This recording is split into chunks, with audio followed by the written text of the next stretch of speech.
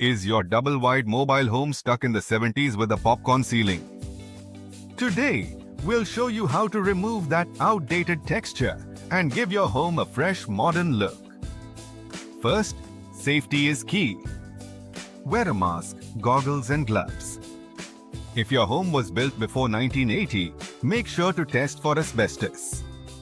Next, prep the area. Cover furniture and floors with plastic sheeting. Then, lightly mist the ceiling with warm water and dish soap. Let it sit for about 15 minutes to soften the texture. Use a drywall knife to gently scrape off the popcorn. Be sure not to apply too much pressure to avoid damaging the drywall.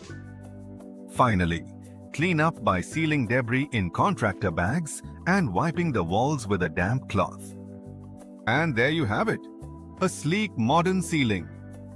If your mobile home needs more than just a ceiling upgrade, check out Washington Free Mobile Home Removal for free removal services across Washington.